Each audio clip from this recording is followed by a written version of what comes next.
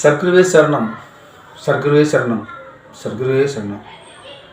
சச்சிதானந்தம் வாழ்க வாழ்க, சர்க்குருநாதர் வாழ்க வாழ்க, பகவான் ஞான வள்ளல் திருவடிகளே சரணம் சரணம். மீண்டும் பகவானுடைய பக்தர்களுடன் பகவான் கூட இருந்த அனுபவங்களை பகிர்ந்து கொள்வதற்கு வாய்ப்பு கொடுத்த சர்க்குருக்கு நன்றி தெரிவிச்சுக்கிறேன். சாமியை பார்க்குறதுக்கு முன்னாடி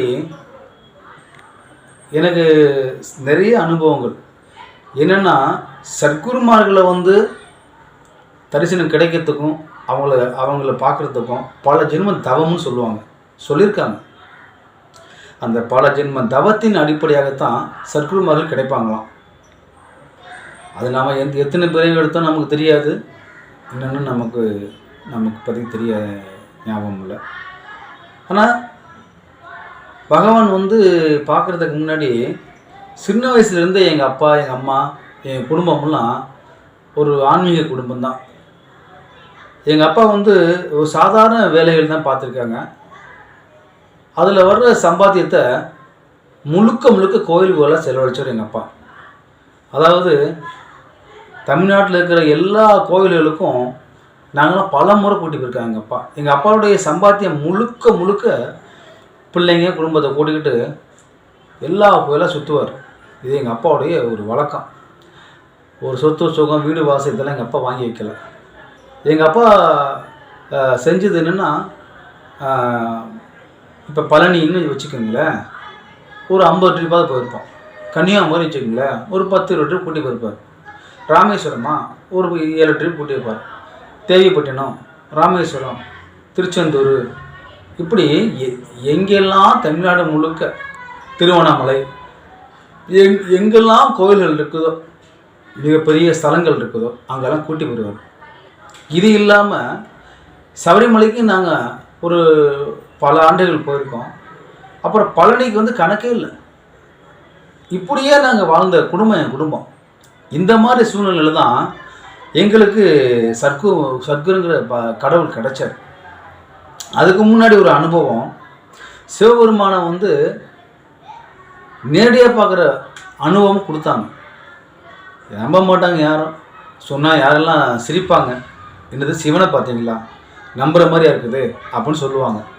ஆனால் சத்தியமான உண்மை. அது எப்படின்னா, பகவானை பார்க்குறதுக்கு முன்னாடி, நான் சொல்கிறது ஒரு 25 வருஷத்துக்கு முன்னாடி, 22-23 வருஷம் இருக்கும். அப்போ நான் சினிமாவுக்காக ட்ரை பண்ணி அலைஞ்சிட்ருக்க காலகட்டம், உதவி இயக்குனராக அலைஞ்சிருக்க நேரம். அப்போ எங்கள் அப்பாவுக்கு உடம்பு சரியில்லைன்னு சொல்லி தஞ்சாவூரில் கொண்டே வச்சு டாக்டர்கிட்ட பார்த்துட்ருக்குறோம். கிட்டத்தட்ட 1 மாதம் எங்கள் அப்பாவுக்கு எந்த விதமான ஒரு ட்ரீட்மெண்ட்டும் எடுக்கிறாங்க. அது சரியாகவே ஒர்க் அவுட் ஆகலை. காரணம் என்னென்னு கேட்டோம்னா, எங்கள் அப்பாவுக்கு சுயநலமே இல்லாமல் இருக்கிறாரு.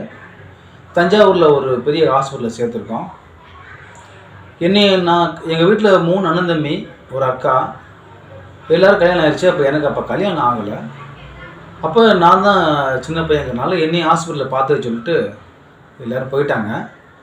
நானும் எங்கள் அம்மாவும் எங்கள் அப்பா பார்த்துக்கிட்டு அந்த ஹாஸ்பிட்டலில் தங்கியிருக்கிறேன் 1 மாதம். என்னுடைய பழக்கம் என்னன்னு கேட்டால், காலைல 6 மணிக்கு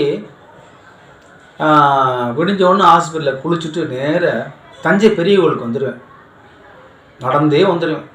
ஒரு 2 கிலோமீட்டர் அங்கேருந்து அப்படியே உட்காந்து சாமி கும்பிட்டும் திரும்ப நடந்து கோவிலுக்கு போயிடுவேன். அந்த ஹாஸ்பிட்டல் தங்கியிருந்த 1 மாதமும் இதுதான் பழக்கம். இப்படி போயிட்டு இருக்கும் பொழுது எங்கள் அப்பாவுக்கு கடைசி பையனோட ஜாதகத்தில் சரியில்லை, அவனை கோயிலுக்கு பிள்ளையா விட்டுருங்க அப்படின்னு சொல்கிறாங்க. அப்போ எனக்கு ஃபோன் பண்ணி சொல்கிறாங்க, இந்த மாதிரி சொல்கிறாங்கப்பா, உன்னை பிள்ளையா விட சொல்கிறாங்க கோயிலில் அப்படின்னு. இப்போ நான் சொல்கிறேன், என்னை கொண்டே பிள்ளையா விடுறது யார் விடுறது? அப்பாவும் ஹாஸ்பிட்டலில் படுத்துருக்காங்க, அம்மாவும் அப்பா பார்த்துட்ருக்காங்க, என்னை கொண்டு பிள்ளையா விடுறது கூட யாரும் இல்லையே அப்படின்னு சொல்லிட்டு நானாகவே போய் சேர்ந்துட்டேன். இப்படி சொல்கிறாங்களேன்னு சொல்லிட்டு நேரு தஞ்சாவூர் கோவிலுக்கு போனேன். இப்படி வழக்கமாக தினைக்கும் கோவிலுக்கு போவேன், சாமி கும்பிடுவேன். அப்படியே எங்கள் அப்பா ஹாஸ்பிட்டல் உட்காந்து அப்பா பார்த்துக்குறேன். அப்போ சொல்கிறாங்க, நீ நீ குழந்த உடனே பிள்ளையா உடனே சொல்லிட்டாங்களா? இப்போ என்ன பண்ணுறேன்னு எனக்கு தெரியல. என்ன சரி நம்மளே போய் சேர்ந்துக்குருவோம் அந்த கோயிலில் அப்போது நேராக ஒரு நாள் காலைல ஒரு 12 மணி இருக்கும், 12 மணி இருக்கும். போய் சாமியை போய் கும்பிட்டுட்டு அந்த உள்ளுக்குள்ள அந்த பிரகதீஸ்வரர் ஆலயத்தில் தலைவாசல் இருக்குது பாருங்க. தலைவாசல்னால் கேட்டு முதல்ல கிடையாது, சன்னிதானத்துக்கு தலைவாசல். அந்த இடத்துல போய் நின்றுக்கிட்டு சாமியை கும்பிட்றேன். பகவானே, இன்னையிலேருந்து நான் உங்களுக்கு பிள்ளையாக வரேன், என்னை நீங்கள் பிள்ளையாக ஏற்றுக்கங்க. அந்த அம்பாளுக்கும் சிவனுக்கும் நான் பிள்ளையாக வரேன். என்னை பிள்ளை விடுறது கூட யாரும் இல்லை, நானாக வரேன், நீங்கள் ஏற்றுக்குங்க சாமி அப்படின்னு சொல்லி மனசுக்குள்ளே சொல்கிறேன். சொல்லிட்டு அழுகிறேன். உண்மையிலேயே நம்ம அம்மா அப்பா விட்டுட்டு இன்னொரு அம்மா அப்பா கிட்ட போகிறோம் அப்படிங்கிற ஒரு ஃபீலோடு அழுகிறேன். அழுதுட்டு எனக்கு என்ன சொல்கிறேன்னு தெரியல. சரி, நம்ம இன்னிலேருந்து வந்துடுறேன், என்னை பிள்ளையா நீங்கள் வச்சுக்கோங்க அப்படின்னு சொல்லி மனசில் வேண்டிக்கிட்டு அந்த தலைவாசல் பக்கத்தில் பார்த்தீங்கன்னா இந்த டயத்துக்கு ஆன் பண்ணுற ஆட்டோமேட்டிக்காக டயத்துக்கு அது டம் டம் டம்னு ஒரு மிருதங்க வாசிக்கும் பார்த்தீங்களா, ஒரு கோயில்லையும் அந்த மாதிரி செட் பண்ணி வச்சுருந்துருக்காங்க. எனக்கு தெரியல. நான் இப்படி வேண்டிக்கிட்டு காலத்துக்கு உள்ளதாங்க வைக்கிறேன். வச்ச உடனே ஒரே சவுண்டு டம் டம் டம் டம், ஒரே அப்படியே மிருதங்கம் சவுண்டு அலறுது. எதுக்கு பக்கத்தில்? நான் நிற்கிறதுலேருந்து கரெக்டாக ஒரு அடி பக்கத்தில் தான் அந்த சவுண்டு வருது. அப்போ எப்படி இருக்கும்? யாருமே இல்லை, ஆள். எனக்கு தூக்கி வாரி போட்டுச்சு. சாமி உள்ளே அப்படியே ஓடியே போயிட்டேன் பிரகாரத்துக்கு, கோயிலுக்குள்ளே. நல்ல நீளமாக இருக்கும் அந்த சன்னியானத்துக்குள்ளே வந்து. அதுக்கப்புறம் தான் கருவறைக்கிட்ட வரணும். ஓடி வந்து கருவறை நிற்கிறேன். அங்கே ஐயன் மட்டும்தான் இருந்தார், அது யாருமே இல்லை. நெஞ்சை பிடிச்சிட்டு அப்படியே நிற்கிறேன். நின்றுட்டு நேராக ஐயர்கிட்ட வந்து சொல்கிறேன், சாமி இந்த மாதிரி நான் பிள்ளையா என்னை நான் விட சொன்னாங்க, நான் வந்திருக்கேன், நான் என்ன அதுக்கு செய்யணும் அப்படின்னு கேட்குறேன். அப்போ அந்த ஐயர் சொல்கிறாரு, மானசீகமாக நீங்கள் நினச்சிக்கங்க, அதே மாதிரி அவங்களும் ஏற்றுக்குருவாங்க. இதுக்கு என்னப்பா முறை இருக்குது? முறையெல்லாம் ஒன்றும் கிடையாதுப்பா. மனப்பூர்வமாக நீ என்னையிலேருந்து நீங்கள் தான் அப்பா அம்மான்னு சொல்லு, உன்னை பிள்ளை ஏற்றுக்குவாங்க அப்படின்னு சொல்கிறாரு. என் நிலைமையை பார்த்துட்டு சரிங்கன்னு சொல்லிட்டு அப்படியே சொல்லி சாமி கும்பிட்டு ஒரு அர்ச்சனை பண்ணிட்டு வந்துட்டேன். அதுக்கப்புறமும் தினைக்கும் போகிறேன் இந்த கோவிலுக்கு, தஞ்சை பெரியவருக்கு போயிட்டு வந்துட்டுருக்கிறேன். அப்போ ஒரு டாக்டர், முக்கியமான ஒருத்தர், அவர் வந்தால் தான் எங்கள் அப்பாவை காப்பாற்ற முடியும்னு சொல்கிறாங்க. அவர் பாருங்கள், 1 மாதம் ஆகி அந்த ஹாஸ்பிட்டல்லேருந்து கூப்பிட்டே இருக்கிறாங்க, வரவே மாட்டேங்கிறாரு. அவர் வர்றதுக்கு நேரம் அமையவில்லை. தமிழ்நாட்டில் 3 டாக்டரில் அவர் ஒருத்தர். அவர் மிகப்பெரிய ஒரு ஃபேமஸான டாக்டர். சரி, அவர் வந்தால் தான் எதுவும் சொல்ல முடியும்னு சொல்கிறாங்க. நான் என்ன சரி எனக்கு ஒன்றும் தெரியல. அப்படியே கோவத்தில் கடுப்புலையும் கோவிலுக்கு வரேன். வந்து அந்த தஞ்சை பெரிய கோயிலில் நின்று சாமி கும்பிட்டு அதை நினச்சி வருத்தப்பட்டுக்கிட்டு அந்த அதாவது அம்பாள் கோயில் நின்று கும்பிட்றேன்.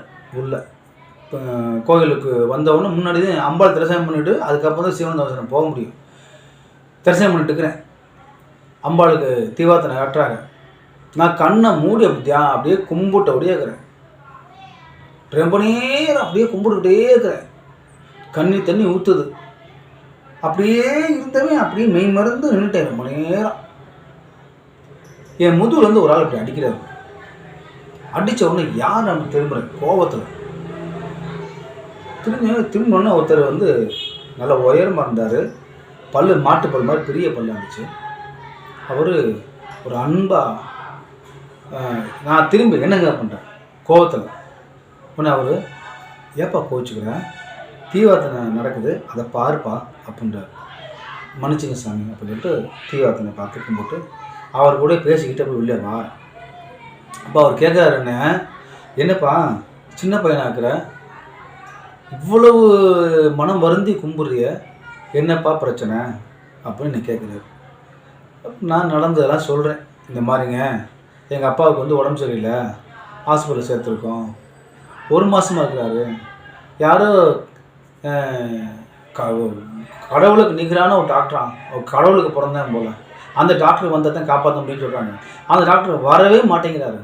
என்ன பண்ணுறதுன்னு தெரியல அப்படின்னு கட்டுப்புலையும் கோவத்துலையும் அவர்கிட்ட கத்துறேன். அவர் அப்படியே தலையாட்டிக்கிட்டு அப்படியா அப்படின்ட்டார். உங்கள் அப்பாவுக்கு என்ன பண்ணுது அப்படின்னாரு. இந்த மாதிரி எந்த மாத்திரை மருந்து கொடுத்தாலும் எங்கள் அப்பாவுக்கு கேட்க மாட்டேங்குது. எங்கள் அப்பாவுக்கு வந்து உப்பு சத்து உடம்புல அதிகமாக இருக்குதான், அந்த உப்பு சத்தை ரிமூவ் பண்ணால் தான் மாத்திரை மருந்து கேட்குமா அப்படின்னு சொல்கிறாங்க. அதுக்குள்ள டாக்டர் தான் அவர் வரமாட்டேங்கிறார்.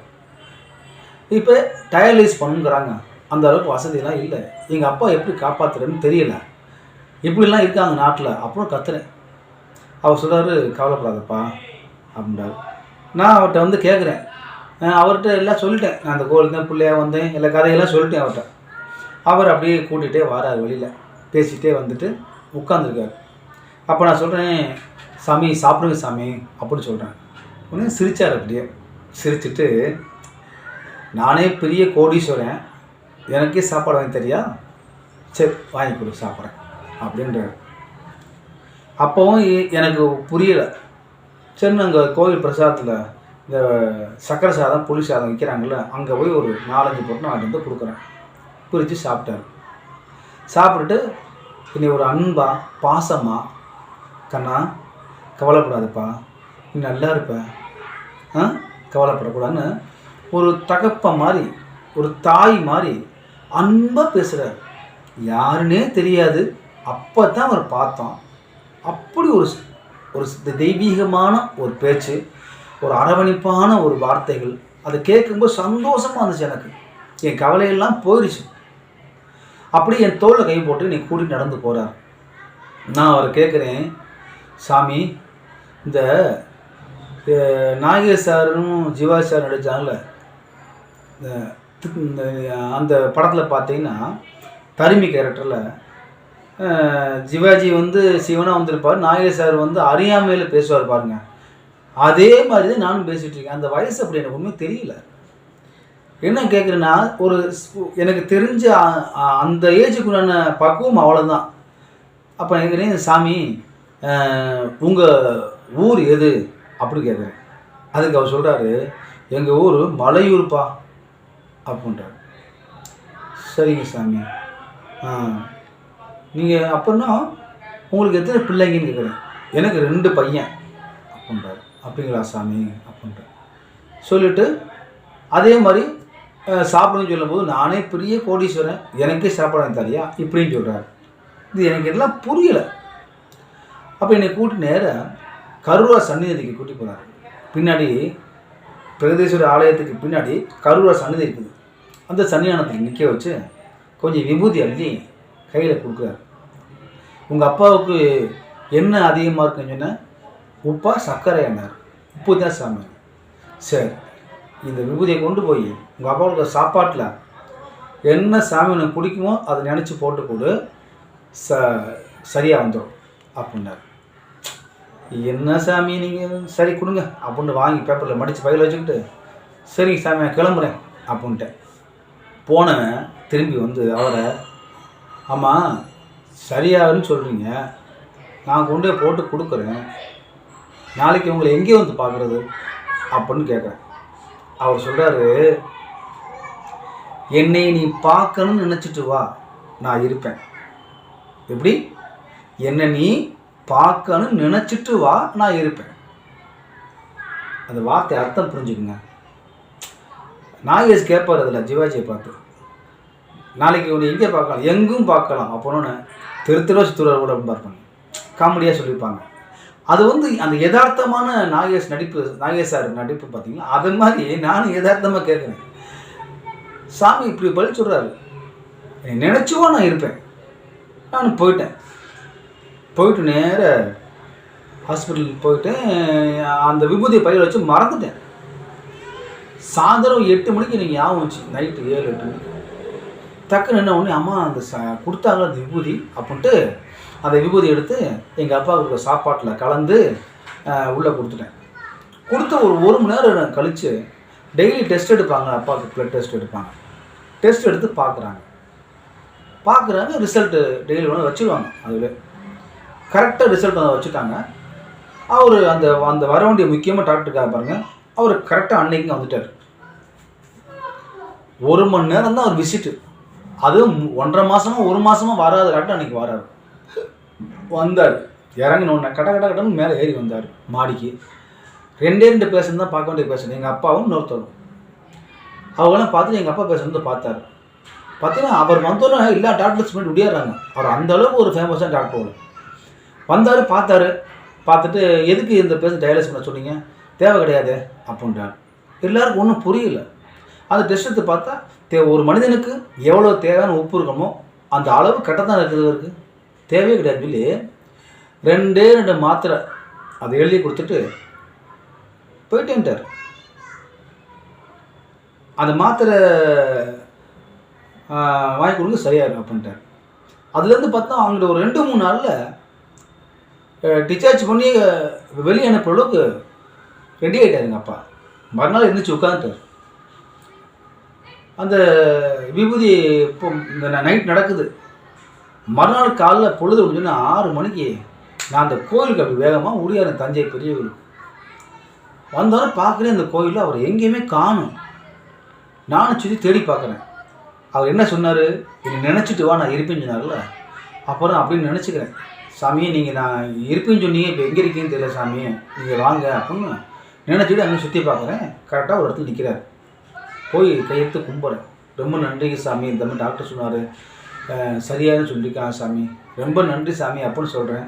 அப்போவும் எனக்கு தட்டி கொடுத்து கவலைப்படாத கண்ணா, நீ நல்லா இருப்பேன் அப்படின்னு நீ ஒரு ஆசீர்வாதம் பண்ணார். அதுக்கப்புறம் எங்கள் அக்காவெல்லாம் கூட்டிகிட்டு போய் அந்த சாமி இவங்க அக்கான்னு சொன்னேன், அவங்களுக்கும் ஆசீர்வாதம் பண்ணார். அதுக்கப்புறம் பார்த்தீங்கன்னா இன்ன வரைக்கும் அவரை நான் பார்க்கவே முடியலை. இது எப்படி ஒரு மிராக்கிள் பார்த்தீங்களா? அப்போ அவர் சொன்ன ஒரு வார்த்தை, இந்த கோயிலை மறக்காமல் நினச்சி கும்பிடுங்கப்பா, இந்த பிரகநாயையும் இந்த பிரகதீஸ்வரரையும் மறக்காத, கருடாரை மறக்காதன்னு. நான் இப்போ வரைக்கும் நினச்சி கும்பிட்டு தான் இருக்கிறேன். அன்னைக்கு வந்தது என்னை பொறுத்த வரைக்கும் சாட்சாத் சிவபெருமான் தான்.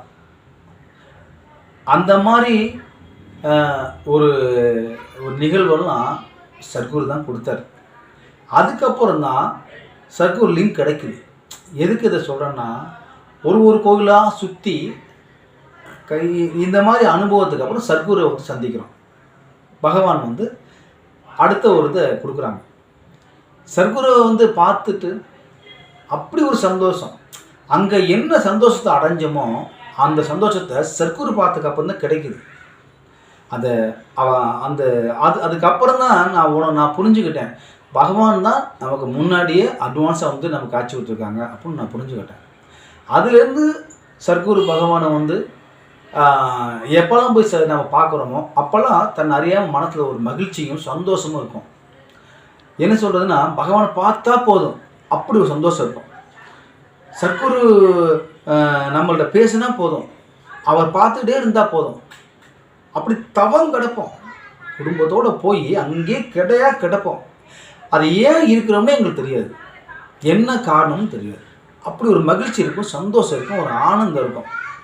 சாப்பாடு, ஃபெசிலிட்டிஸ், தங்குறதுக்கு இடம், அதெல்லாம் எதையும் இல்லைன்னா கூட அந்த காவலே தோணாது நமக்கு. எங்கே தூங்குறது, எங்கே படுக்கிறது, அவரை போனால் போதும், பார்த்தா போதும். இப்படி அப்படியே போய் வந்து சாமியை பார்த்துக்கிட்டே இருக்கிறோம் வச்சுக்கோங்களேன். அப்போ ஒரு முறை பார்த்தீங்கன்னா கரெக்டாக சாமி ஜீவசமாதி அடைகிறதுக்கு ஒரு 10 நாளைக்கு முன்னாடி வரைக்கும், 10 நாள் 1 வாரம் இருக்கும், அது முன்னாடி வரைக்கும் அந்த மாதம் மட்டும் பார்த்தீங்கன்னா வாரம் போகிறவன் வாரத்தில் 2 நாள் போயிட்டுருக்கான். இங்கே 1 வாரம்னா சென்னை 1 வாரம், சென்னை 1 வாரம்னா பழனி 1 வாரம், அப்படி வந்து போகிறேன். அது என்னன்னே தெரில. பகவான் மேலே அப்படி ஒரு சந்தோஷம், ஈடுபாடு. சாமி பார்த்துட்டு வந்தால் மறுநாளே போகும்போது தோணும். உடனே பஸ்ஸை பிடிச்சி போயிடுவேன். பஸ்ஸில் போனால் சீட்லலாம் உட்கார மாட்டேங்க. எங்கள் வீட்டில் எங்கள் பிள்ளைங்கள தான் சீட்டில் உட்கார வச்சுட்டு என் சீட்டு சும்மாக்கு நான் கீழே துண்டை வச்சு படுத்துக்குவேன். அந்த பஸ்ஸில் கீழே என்னால் உட்காந்துருக்க முடியாது, முதுகு தண்டு அப்படி வலிக்கும். ஏன்னா தொடர்ச்சியாக போயிட்டு வந்துட்டுருக்கம்மா, உட்காந்துருக்க கூட முடியாத அளவுக்கு வலி எடுத்து போயிடும். அந்த வலியாக தான் போவேன். வலி தாங்க முடியாமல் உட்காந்துட்டு போவேன். ஏன்னா இங்கேருந்து 12 மணி நேரம் அங்கே போய் இறங்குறது, அங்கேருந்து 12 மணி நேரம் இங்கே வந்து இறங்குறது. அப்போ இந்த உடம்பு எப்படி இருக்கும்? சாமி கும்பிட்டு கடைசியாக ஒவ்வொரு கிழமையும் போயிட்டு வந்தான்னு சொல்லிட்டு இங்கே வரும்பொழுது என்னால் முதுகு வலி தாங்க முடியலை. எப்படி என்னால் அந்த வலி பொறுக்க முடியல. புதுக்கோட்டைக்கு வந்து ஒரு டாக்டர்கிட்ட பார்த்து காட்டான். காட்டு சாமி என்னால் இருக்க முடியல, பஸ்ஸில் உட்காந்துக்க முடியல, ரொம்ப பெயினாக இருக்குது, பேக் பெயினாக இருக்குது, என்னால் பொறுக்க முடியல அப்படின்ட்டேன். அவர் என்னங்க சின்ன ஏஜாக இருக்குது, இவ்வளோ பேக் பெயினுங்கிறீங்களேங்க, டூ வீலர் ரொம்ப ஓட்டுவீங்களேன்னாரு. இல்லைங்க அப்படின்னு. இன்னும் என்ன காரணம்னு இல்லையா அப்படின்னு. காரணம் இல்லைங்க, இந்த மாதம் நான் மாதம் சாமியை பார்க்க வருவேன் பழனிக்கு அப்படின்னு. மாதம்னா எப்பப்போ வருவீங்கன்னாரு. ஒரு வாரத்துக்கு ஒருக்கா இங்கே பழனிக்கு வந்து போவேன். இந்த மாதம் மட்டும் ஒரு எக்ஸ்ட்ரா ஒரு 4-5 ட்ரிப் வந்துட்டேன், அதனால் எனக்கு ரொம்ப வலிக்குதுனாரு. அப்போ டாக்டர் சொன்னார், ஒரு தடவை நீங்கள் வந்து சென்னையிலேருந்து பழனிக்கு வந்தீங்கன்னா எத்தனை மணி நேரம் ஆகுதுன்னாரு. 12 மணி நேரம் ஆகும். திரும்ப ரிட்டர்னும் 12 மணி நேரம் ஆகும். இப்போ எத்தனை மணி நேரம் ஆகுது? 24 மணி நேரம் ஆகுது. இப்போ ஒரு தடவை வந்தால் எத்தனை கிலோமீட்டர்னாரு? 600 கிலோமீட்ரு. அப்போ ரிட்டர்னு 1200 கிலோமீட்ரு. ஒரு தடவைக்கு 1200 கிலோமீட்டர்னா ஒரு மாதம் எத்தனை கிலோமீட்ரு? ஒரு வாரத்துக்கு எத்தனை கிலோமீட்டர்? இத்தனை கிலோமீட்டர் நீங்கள் உட்காந்து போனீங்கன்னா அந்த இது எப்படி வலிக்காமல் இருக்கும்? என்னங்க நீ நினச்சிட்டு இருக்கீங்க அப்படின்ட்டா டாக்டர். இல்லைங்க, என்ன வந்து பகவானை வந்து பார்க்காம இருக்க முடியல, சாமியை பார்த்து கும்பிட வேண்டியாக்குது, அந்த வழியெல்லாம் தோணலைங்க. என்னமோ இன்றைக்கி ரொம்ப அது வேறு ஒன்றும் இல்லை, அதுக்காக நம்ம என்ன பண்ண முடியும், சாமியை பார்க்குறதுக்கு வந்து நம்ம ஃப்ளைட்லேயே போக முடியும், நம்ம வந்து இப்போ ஃப்ளைட்டில் போகிற அளவுக்கு இருக்கிறோம் அப்படின்னு சொன்னேன். அவர் சிரிச்சிட்டு இப்போ நான் சொன்னேன், இனிமேல் ஒன்று நம்ம பஸ்ஸில் வராமல் ஃப்ளைட்டில் வந்தோம்னா ஒரு 1 ஹவரில் வந்து விட்டுருவோம் மதுரைக்கு, அங்கேருந்து ஒரு 3 ஹவரில் பழனிக்கு வந்துடலாம், அப்படி தான் பண்ணணும் அப்படின்னு சொல்கிறேன். விளையாட்டாக சொல்லிட்டு டாக்டர் காமிச்சிட்டு அப்புறம் சென்னைக்கு வந்துட்டோம். சென்னைக்கு வந்த பாருங்கள், ஒரு வாரம் தாங்க. காலை ஒரு 8 மணி 7 மணி இருக்கும், எனக்கு ஃபோன் வந்து கோயிலேருந்து சொல்கிறாங்க, சாமி ஜீவசமாதி அடைஞ்சிட்டாங்க அப்படின்னு சொல்கிறாங்களா. நம்ம அன்பர்கள்லாம் சொன்னோன்னே என்ன பண்ணுறதுனே புரியல. பகவானே சர்க்குநாதா அப்படின்ட்டு என்ன செய்யணும்னு தெரியல. எல்லோரும் குடும்பத்தோடு கிளம்பி இங்கேருந்து நேர கணக்கம்பட்டிக்கு போகிறோம். என்ன பண்ணோன்னே ஒரு பீரோலேருந்து ஒரு 50,000 பணத்தை எடுத்தேன், ரேஷன் கார்டு எடுத்துக்கிட்டேன், என் ஒய்ஃபு 2 குழந்தைங்களும் கூட்டிக்கிட்டு நேர ஒரு ஆட்டோ பிடிச்சி ஏர்போர்ட்டுக்கு போயிட்டேன். எனக்கு என்ன செய்யறது தெரியல. ஏர்போர்ட்டுக்கு போனேன். இப்போ உடனே டிக்கெட்டு ஃப்ளைட்டு ஏதாச்சும் இருக்குதா மதுரைக்குன்னு கேட்குறேன். ஒரு ஸ்பெஷல் ஃப்ளைட் இருக்குது, அதில் டிக்கெட்டு ரேட்டு கொஞ்சம் கூடனா. பரவாயில்லைங்க, எவ்வளோ தான் பரவாயில்லைங்க சொல்லிட்டு அங்கே போன ஒரு 1 ஹவரில் ஃப்ளைட் வந்துச்சு. 1.5 ஹவர் வெயிட் பண்ணியிருப்போம். அங்கேருந்து நேராக நான் என் ஃபேமிலியோடு மதுரைக்கு வந்துட்டோம். கரெக்டாக 1 ஹவர் மதுரை. அங்கேருந்து ஒரு காரை பிடிச்சோம். அங்கேருந்து 2.5 மணி நேரத்தில் கணக்கம்பட்டி வந்து சாமியை பார்த்தா பகவான் அப்படியே உட்காந்துருக்காங்க. கூட்டம் அப்படி ஒரு அலைமோதுது கூட்டம். பகவானை பார்த்துட்டு, பகவானே சர்க்குநாதா எப்படி சாமின்னு சொல்லி எல்லா மக்களும் அன்பு அப்படி ஒரு வெள்ளம் அதில் உட்காந்து அந்த பகவானுக்கு கூடவே ஒரு வாரம் அந்த ஜீவசமாதியிலே தங்கியிருந்தோம். பகவானுக்கு எல்லாமே செய்ய வேண்டியதெல்லாம் செஞ்சு பகவான் நினச்சி பஜனை பாட்டு ஒரு அந்த சாமியை வந்து ஜீவசமாதி அடைஞ்சு 1 வாரம் வரைக்கும் அங்கே ஒரு திருவிழா கூட்டம் மாதிரி தான் இருந்துச்சு. இந்த கணக்கம்பட்டியே ஒரு திருவிழா கூட்டம் மாதிரி தான் இருந்துச்சு. நீங்கள் இந்த யூடியூப்லோட ஐயாவுடைய ஜீவசமாதி இது பாருங்கள், எவ்வளோ கூட்டம் இருக்குன்னு. அப்படி ஒரு பக்தர்களும் அப்படி ஒரு அன்பர்களும் இப்படி ஒரு கட்டி லட்சக்கணக்கான பேரை அன்பால் கட்டி போட்டவர் பகவான் சர்க்குநாதர் கணக்கம்பட்டி பகவான். எதுக்கு சொல்கிறேன்னா, அதை கூட நான் சொன்ன மாதிரி ஃப்ளைட்டில் தான் வரவழைச்சார். நாங்கள் யதார்த்தமாக சொன்னதை சாமி வந்து நம்மளை கவனிச்சு தான் இருக்கிறாங்க. அதான் ஓயாமல் சொல்லுவோம், சாமி தெரிஞ்சோ தெரியாமலோ அறிஞ்சோ அறியாமலோ தவறாக பேசினாலும் மன்னிச்சுங்க சர்க்குநாதா, எல்லா பக்கத்தும் நல்லா வச்சுங்க சாமின்னு ஓயாமல் சொல்லுவோம். ஏன்னா பகவான் வந்து எந்த நேரத்துலையும் எந்த காலத்துலையும் நம்ம கைவிட மாட்டார், நல்லா வச்சுக்குவாருங்க. அது கான்ஃபிடண்டான விஷயம். கணக்கம்பட்டில் அந்த ஜீவசமாதி அடைஞ்சு அன்னைக்கு சாமியை ஜீவசமாதி வச்சு எல்லாம் இது பண்ணுறாங்க, பீடம் எழுப்புறாங்க. அன்றைக்கி நைட்டு பார்த்திங்கன்னா அவ்வளோ கூட்டம், ஒரே கூட்டம் தான். ஜீவசமாதி எல்லாம் முடிஞ்சது, அந்த பீடம் எழுப்பி எல்லாம் வச்சுட்டு அப்போ பார்த்திங்கன்னா 4 பக்கத்து 4 கம்பம் மட்டும் ஊனி ஒரு கயிறு மட்டும் கட்டியிருப்பாங்க. ஜீவஸ் இப்போ இருக்க அந்த கோயிலில் ஐயாவுடைய பீடத்துக்கு பக்கத்தில் கயிறு கட்டி விட்டுருந்தாங்க. அப்போ என்னுடைய குடும்பம், எங்கள் அக்கா குடும்பம், இன்னும் 2 3 குடும்பம் அன்றைக்கி என்ன படுத்துருக்கோம். எல்லோரும் போயிட்டாங்க. நைட்டு 2 மணி 3 மணிக்கு எல்லாம் போயிட்டாங்க. ஒரு 3 4 குடும்பம் மட்டும் தங்கியிருந்தோம். அப்புறம் மறுநாள் காலைல பொழுது விடிஞ்சோடனே இப்போ இருக்கார்ல மோகனனுடைய அக்கா, அவங்களுடைய சம்சாரம் அக்கான்னு சொல்லுவோம். அந்த அக்கா என்ன பண்ணாங்க, மறுநாள் காலையில் பொங்க வைக்கிறதுக்காண்டி பானை எடுத்துகிட்டு பச்சரிசி வெல்லம் எல்லாம் எடுத்துக்கிட்டு இலையெல்லாம் எடுத்துகிட்டு காலைல வர்றாங்க. அப்போ சாமிக்கு விடிய காலம் வெள்ளனை எந்திரிச்சோம். அங்கே சுற்றி கூட்டி பெருக்கி பகவானுக்கு சாணி தெளித்து அப்படி சுற்றி கோலம் போட்டு நாங்கள்லாம் அன்றைக்கி மறுநாள் காலையில் எல்லாரும் கும்பிடுகணம் போகிறோம். சாமியோட அந்த பீடத்தை சுற்றி அப்படியே அப்படியே உருண்டு கும்பிடுகணம் போட்டு சுற்றி அப்படியே என்ன சொல்லுவோம், அங்க பிரதட்சணை பண்ணோம்ல, அதான் அங்க பிரதட்சணை பண்ணி சாமியை கும்பிட்டு அந்த மோகன் ஒய்ஃப் அந்த அக்கா கொண்டு வந்தாங்கன்னா பொங்கல் பானையெல்லாம் வச்சுட்டு பொங்கல் வைங்க அப்படின்னாங்க அந்த அக்கா.